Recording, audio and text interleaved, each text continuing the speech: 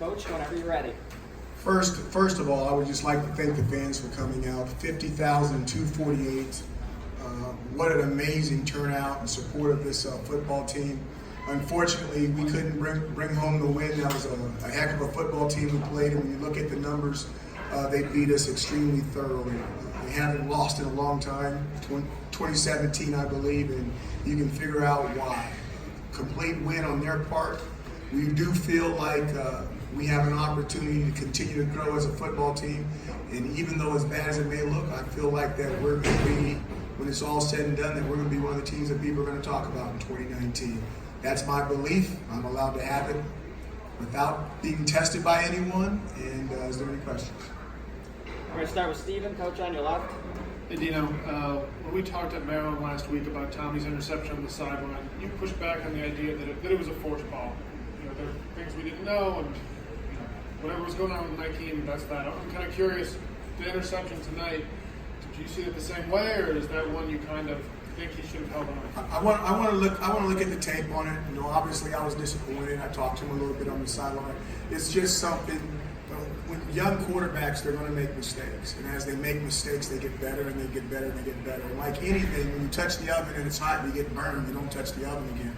I was disappointed that it kind of happened in the same place, in the same situation. And I talked to him about that. That it hurt him deeply. It's one of those reaction things. And I didn't think I'd be up here talking about it again, but I really don't believe it's going to happen again. I really think that that's it, and we're going to grow from it. Anything more you can share about that conversation with him? And through your years, what have you learned about a coach in that situation? How do you try and come across to Tommy? I come across truthfully. I tell him the truth. We're going to grow as a team. We're going to grow at certain positions and certain things. We have to correct our mistakes. And once we correct our mistakes, we can move on. And then there's going to come to a point where we have a foundation. And once we have a foundation, we can build upon it. So it was a little disappointing, but he's still my guy.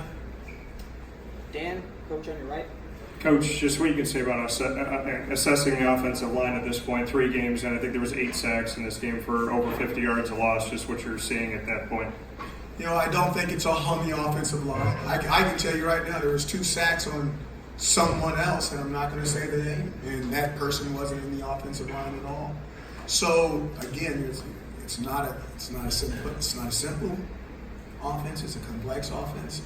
And everybody has to do their part. It only takes one guy to break down offensively for something bad to happen, and then you want to pin it on one group of individuals, and that's really not the case. Andrew, Coach, on your left. Over here, Dino. I wanted to ask you about the 2 spots where you kicked field goals in the first half, and sort of taking the points makes sense, but I guess there's some school of thought that you want to be aggressive and score touchdowns. What's your thought process when you're looking at each of those situations individually? And is this a game where you maybe want to be more aggressive, or just get those points? No, you have to. It changes every single time, and it's a mood swing type thing. The defense was playing extremely well. You're in the first half of the game. I would love to score a touchdown and make it 17-14 or something like that at halftime, and everybody's rah-rah. But it could also be 17-0 at halftime, and everybody could be sad that they only scored points in the first half. So in the first half, my thinking was based off of who we're playing, based off the down and distances, based off of where we're at. Let's take the points. Defense is playing well, and let's get the game to the second half. And I'm sure there'll be more opportunities in the second half if we need them. Okay? And the second half came on those opportunities, and obviously they didn't come out our way. But that's usually how it works in a game like that.